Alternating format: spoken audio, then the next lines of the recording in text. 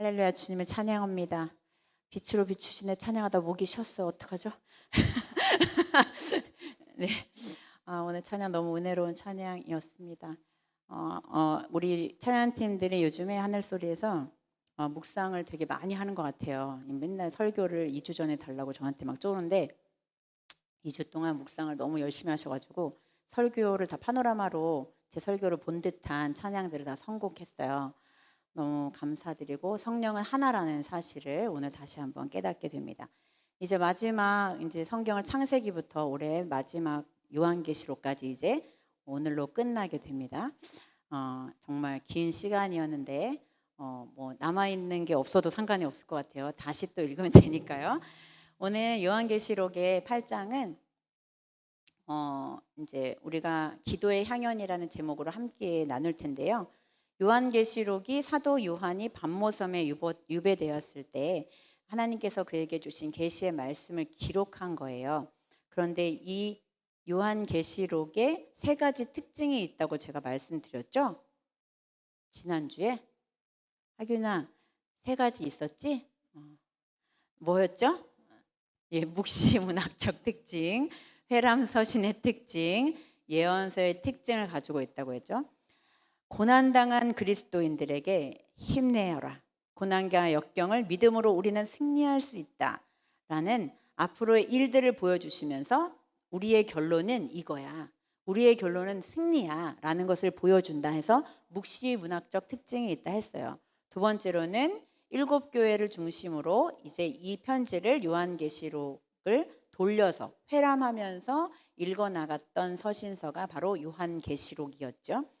마지막으로 예언서의 특징이 있다고 했어요. 앞으로의 될 일에 대한 경계, 믿음을 아주 공공연하게 보여주기 위해서 예언서적 특징을 가지고 있는 것이 바로 요한계시록입니다. 이 요한계시록을 한마디로 정의하면, 한마디의 단어로 이야기하면 제가 뭐라고 했죠? 교회여 힘내라. 성도여 힘내라. 이렇게 이야기하고 있다고 말씀을 드렸죠.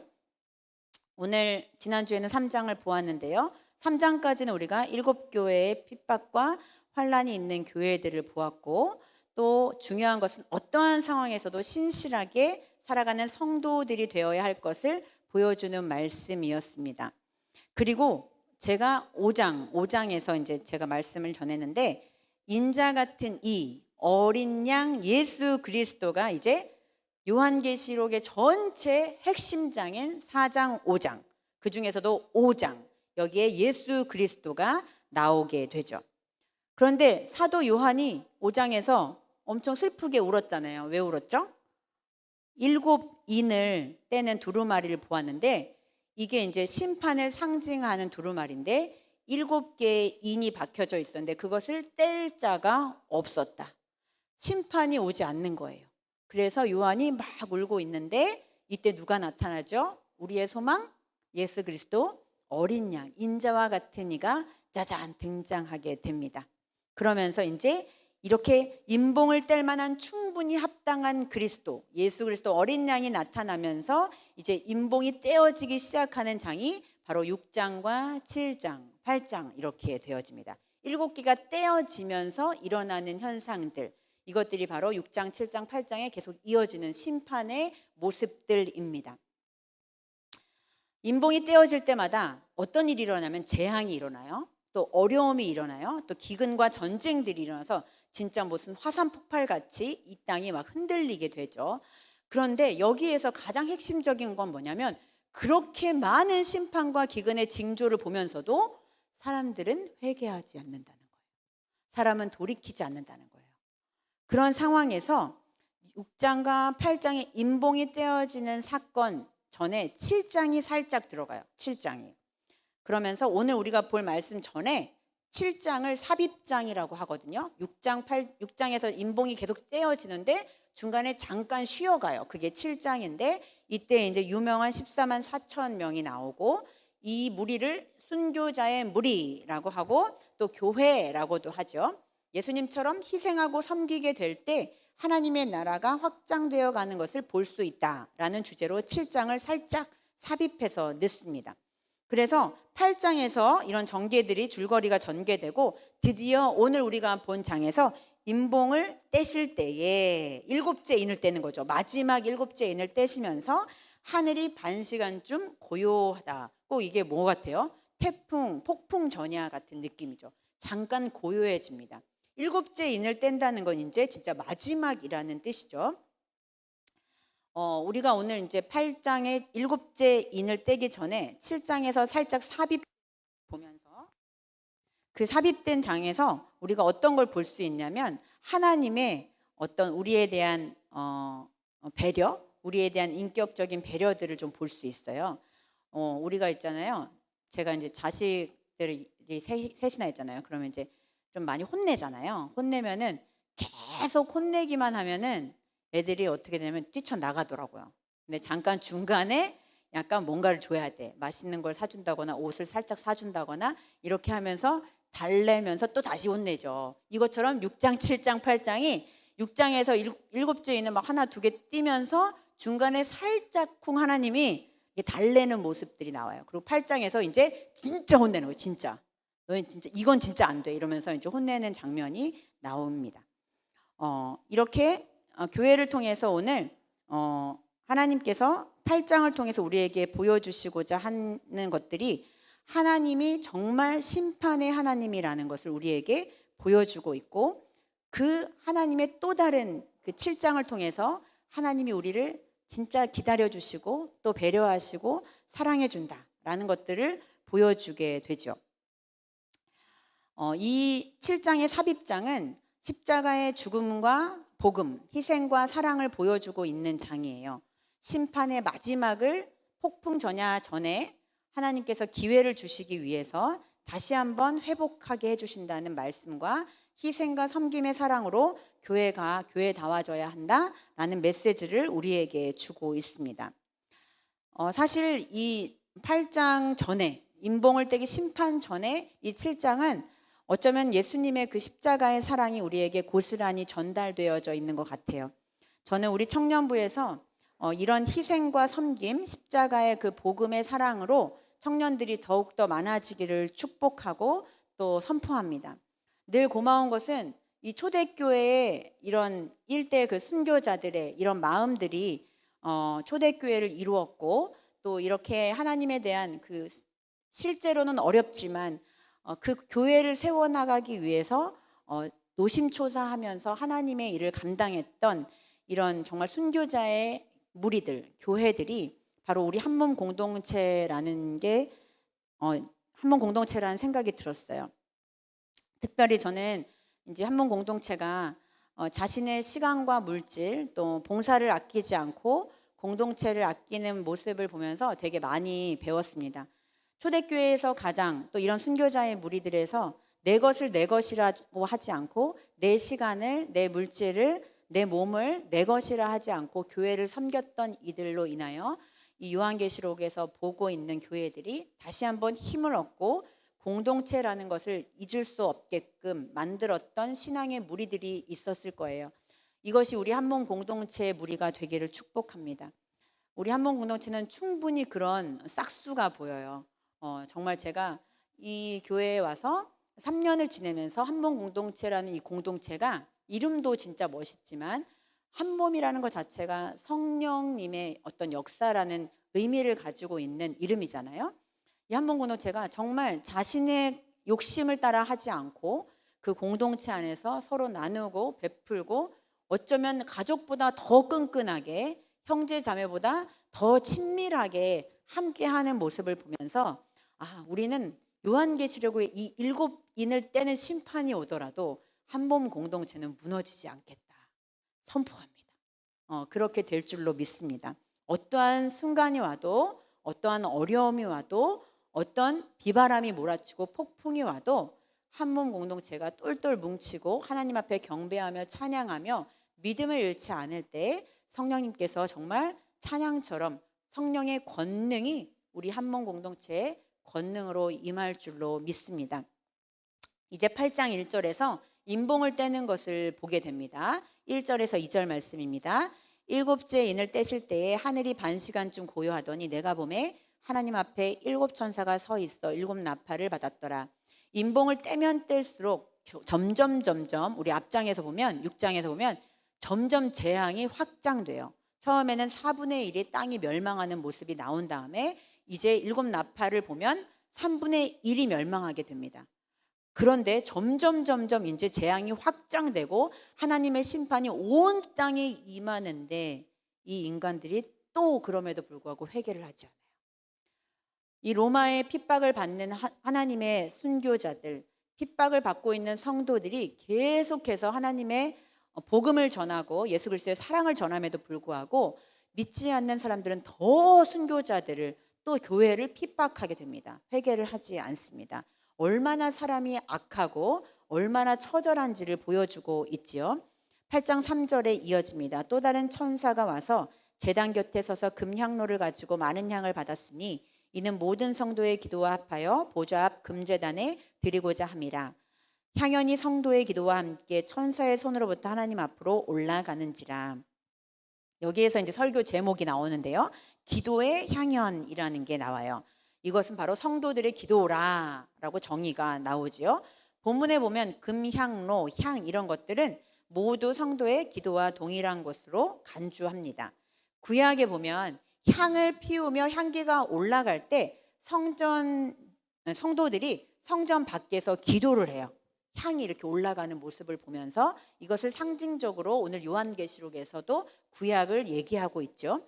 기도하는 시간이 바로 향연, 하나님의 향이 올라가는 시간이 되는 것이죠. 그러므로 우리의 기도는 하나님이 향기롭게 받으시는 향연이라는 것을 여기서 우리가 배울 수 있습니다. 그런데 여기서 이 향을 받는 천사가 나오죠. 천사가 이 향기를 가지고 이것을 어디로 가져가냐면 하나님의 보좌 앞으로 올라가요. 너무 멋진 장면이죠. 이 천사는 우리의 전달자예요. 우리의 전달자. 그래서 그 금향로를 가지고 향기를 가지고 하나님 앞에 올라가서 우리의 기도가 어떻게 드려지고 있는지를 하나님의 보좌에서 하나님이 듣고 하나님이 보고 하나님이 느끼게 되시는 거죠. 이때 천사들이 전달자가 되고 그 역할을 감당하게 되는데 이 향기는 항상 희생과 관련되어 있어요. 희생. 왜냐하면 우리 초 이렇게 지금 오늘 타고 있는데 초가 어떻게 타죠? 자기 몸을 이렇게 녹여서 타죠. 이게 향기는 그래서 희생과 관련되어 있어요. 상징적으로. 번제를 드릴 때도 번제 위에 향을 얹어 놓습니다. 그럼 함께 불을 태워줘서 향기가 나게 되죠. 향기가 나는 이유는 번제물처럼 태워질 때 오늘 촛농이 녹는 것처럼 희생에 연결되어 있음을 우리에게 알려줍니다. 그래서 하나님 앞에 기도하는 것은 사실 되게 희생적인 것이에요. 희생적인 것. 여러분 기도가 쉽나요? 사실 10분 기도하기 되게 어렵죠. 저도 목사 안수를 받고도 오랫동안 10분 기도하는 게 어려웠던 사람이에요. 근데 지금은 우리 이제 미라클 프레이어들이 많아가지고 저와 함께 10월부터 10월, 11월, 12월 지금 3개월째 매일 우리 10시에 기도를 하고 있습니다. 근데 그 시간이 사실 되게 어려워요. 하신 분들은 아시겠지만 그게 깨어나고 잘 때까지 신경이 쓰여요. 10시를 해야 되는데 그때 안 할까봐 또 열심히도 안 하면서 그렇게 또 부담이 돼. 그래서 기도는 정말 하나님을 향한 그 헌신의 마음, 희생의 마음이 담겨져 있는 거예요. 그래서 이 기도라는 게 희생이라는 측면은 또 삶을 구별하여 쪼개어 주님 앞에 드려지는 거예요. 그래서 사실 기도라는 것 자체가 거룩의 일종인, 거룩하게 되는 삶의 어떤 방법인 거죠. 그래서 말씀과 기도로 거룩하여진다라는 말씀도 있는 것처럼 삶을 구별하여 거룩하여 쪼개어 주님 앞에 기도를 올려드리는 거예요. 그래서 이 기도 시간이 하나님 앞에 이미 희생이죠. 그 자리에 앉아 있는 것 자체가 이미 거룩이죠. 그래서 그 기도의 향연이 천사들이 그것을 가지고 올라간다는 거예요. 시편 141편 2절 말씀에 이러한 말씀이 있습니다. 나의 기도가 주의 앞에 분향함과 같이 되며 나의 손드는 것이 저녁 제사같이 되게 하소서. 이런 기도문이 있어요. 그러니까 주의 앞에 우리가 기도를 올려드리는 중얼중얼 거리는 그 말이 하나님 앞에 향기가 되어서 올라가고 우리가 예배 드릴 때 이렇게 손을 드는 것 이것이 제사 같다는 거예요. 제사. 제사는 뭐예요? 내가 가장 소중하게 여기는 물질을 들여서 그 동물이나 또 곡식이나 이런 것들을 하나님 앞에 태워 드리는 것을 제사라고 하죠. 구약에서. 그러니까 내 것을 드림으로 인한 것과 똑같대요. 여러분들이 예배를 드릴 때 이게 손에 드는 한 장면 자체가 하나님 앞에 소를 드리는 거라니까요. 제가 그래서 맨날 손 들잖아요. 하나님 전 드릴 게 없네요. 저의 손을 받으시고 저의 소를 오늘 받으세요. 오늘 양을 받으세요. 오늘 염소를 받으세요. 저의 쌀을 받으세요. 저의 가루를 받으세요. 라고 하는 거예요. 이 손을 든다는 장면은 우리가 찬양할 때 손을 든다는 건 하나님 저 항복합니다 라는 뜻도 있죠. 하나님 이 기도를 들어주시지 않으면 저 죽습니다. 아이들이 장난감 마트에 가서 안 사주면은 어떻게 해요? 네, 그냥 들어 눕죠. 네, 들어 누우면 하나님한테 떼를 쓰고 있는 거죠. 기도가 제사처럼 되게 어렵고 희생적이지만 하나님 앞에 바로 올라가는 다이렉트 엘리베이터라는 거예요. 기도에 힘쓴다는 것은 주님 앞에 산 제사를 드리는 겁니다. 소를 잡는 행위입니다. 염소를 잡는 행위입니다. 양을 잡는 행위예요. 그러니 여러분, 기도가 어려워요 이렇게 얘기하는 게 당연한 거예요. 목사님 10시 지키는 거 너무 어려워요. 어떤 때는 정말 민지랑 만났는데 시간이 너무 가는 거예요. 너무 불안한 거야. 시간이 다 됐는데. 그래서 막 진짜 버스 타가 내리자마자 막 진짜 전속력으로 달려가지고 10시 땡 하고 앉아가지고 바로 막 기도한 적도 있어요. 이것처럼 하나님 앞에 기도를 드린다는 것은 제사를 드리는 것과 같습니다. 사랑하는 여러분, 오늘 천사가 금향료를 가지고 올라가는데 만약 여러분들이 그 천사가 이렇게 기다리고 있어요. 여러분 앞에. 이 세상은 점점 힘들어지는데 금향료에 향기가 없어. 가져갈 게 없어. 맨손으로 그냥 가는 거야. 천사가. 여러분 앞에 있다가 그 기도를 올려드릴 수 없는 거죠. 그러므로 어렵고 힘들고 내가 바쁜 일상 중에서도 시간을 정해놓고 기도의 자리로 나아갈 때 그 향이 하나님 앞에 앉아있는 그 자체로 하나님께서 손을 드는 그 자체로 하나님께 올려지게 되는 것이지요. 우리의 고백과 우리의 찬양과 기도는 하나님께서 반드시 듣고 보고 계시다는 사실을 믿으시기를 축복합니다. 우리의 영혼은 안전합니다. 그러므로 우리의 영으로 하는 영과 진리로 드리는 기도와 예배는 하나님께서 반드시 들으시고 그것을 이루시는 분은 주님이세요. 그때는 우리가 알 수 없으나 여러분이 믿음으로 고백하며 기도의 향로를 주님 앞에 올려드릴 때 이 기도는 반드시 하늘의 보좌에 다 하나님의 귀에 들린다는 사실입니다. 이제 천사가 향로를 가지고 제단에 불을 피워 담습니다. 5절입니다. 천사가 향로를 가지고 제단에 불을 담아다가 땅에 쏟음에 우레와 음성과 번개와 지진이 나더라. 이렇게 이제 기도를 올려드리는데 기도의 응답으로 그 다음에 뭐냐면 믿지 않는 자들에게 심판이 가중됩니다. 심판이 가중돼서 우레와 음성과 번개와 지진이 막 난리가 납니다. 이것을 보고 있는 거예요. 요한이 이 계시를 보고 있는 거죠. 그런데 끝까지 이렇게 외치고 기도하면 성도의 기도로 올리면서 이 땅을 회복시켜 달라고 믿지 않는 자들을 돌아오게 해달라는 기도의 향연이 있음에도 불구하고 인간은 끝까지 회개하지 않는 장면을 하나님께서 보여주시죠. 하나님의 나라가 올 때는 반드시 심판이 온다는 것을 우리가 알아야 합니다. 하나님의 나라가 임한다는 것은 첫 번째 심판이 임하는 것이고 두 번째 그 심판에도 불구하고 하나님께서 우리를 사랑하시어 예수 그리스도를 보내주시어 다시 한번 하나님께 돌아올 수 있는 기회를 준다는 것이 하나님 나라의 복음입니다. 대림절 셋째 주일을 보내고 있습니다. 여러분들은 예수 그리스도가 우리의 소망인 줄을 믿습니까? 또 하나님 나라의 복음이 진정 이 땅에 심판이 정말 전개되어 있는 상황 속에서 예수님을 보내셨다고 믿습니까? 우리는 그러므로 하나님 안에서 이 하나님이 얼마나 이 땅을 사랑하시고 우리를 사랑하시는지 알고 기도의 향연을 올려드려야 돼요. 그 사람들이 회복할 수 있도록 믿지 않는 영혼들이 회개하고 돌아올 수 있도록 그 예수 그리스도의 십자가의 사랑이 헛되지 않도록 우리는 성도의 기도를 올려드려야 하겠죠. 요한계시록에서 첫 주제의 말씀이 교회여 힘내라 성도여 힘내라 하는 응원의 메시지라고 말씀드렸습니다. 우리는 이 땅에서 계속 힘들고 어렵고 또 환란이 계속될 거예요. 그러나 이 요한계시록은 우리에게 희망의 메시지를 선물하고 있습니다. 그럼에도 불구하고 이 땅을 위해서 기도하렴.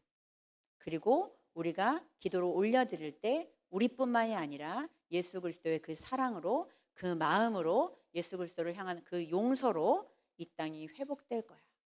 그리고 반드시 하나님이 심판하실 때 그 그리스도의 사랑이, 하나님의 통치가 이 땅 가운데 임할 거야 라고 우리에게 말씀하고 있습니다.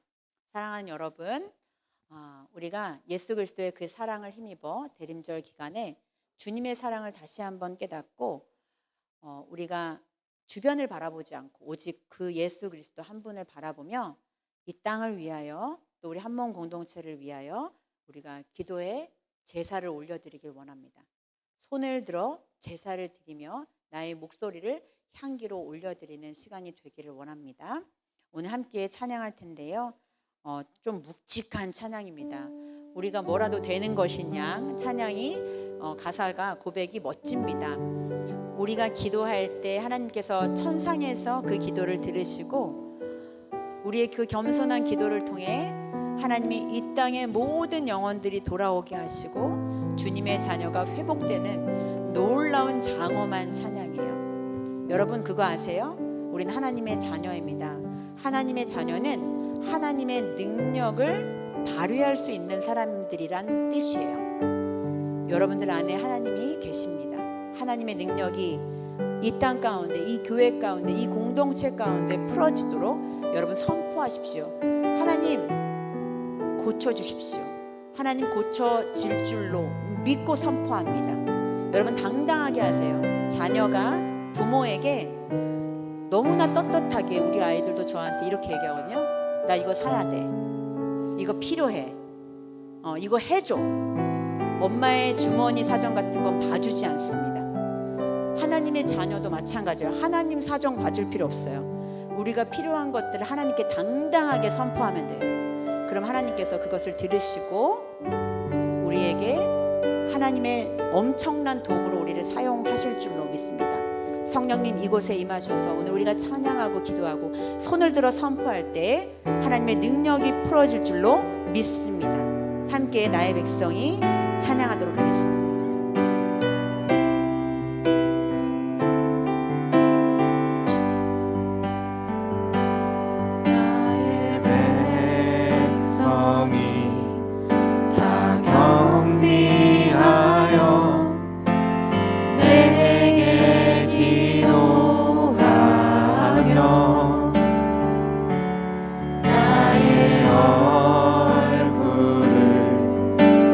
구하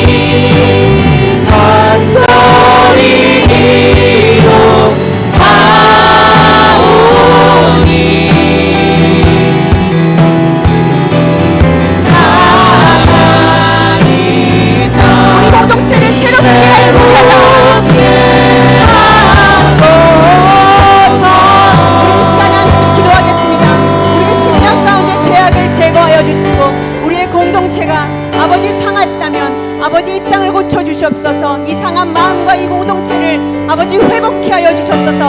함께 기도하며 나아가겠습니다. 주여, 주여 아버지 하나님 감사와 찬양과 주님 앞에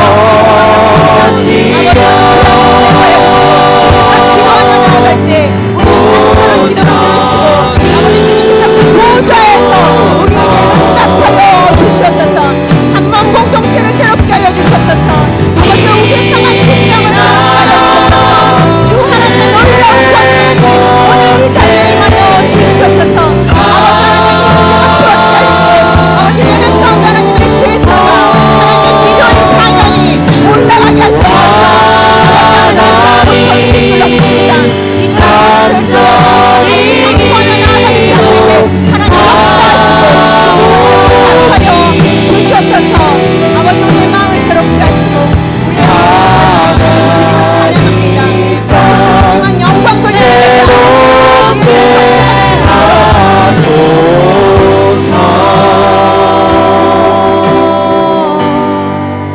사랑과 은혜의 주님 감사합니다. 우리가 주님 앞에 겸손함으로 무릎 꿇을 때 주께서 우리의 기도를 들으시는 줄 믿습니다. 한치의 의심도 없이 주님의 자비로 우리의 마음을 고쳐주시고 우리의 공동체를 고쳐주시고 우리의 교회를 회복케 하여 주시옵소서. 우리는 주님의 것입니다. 이 공동체 또한 주님의 것입니다.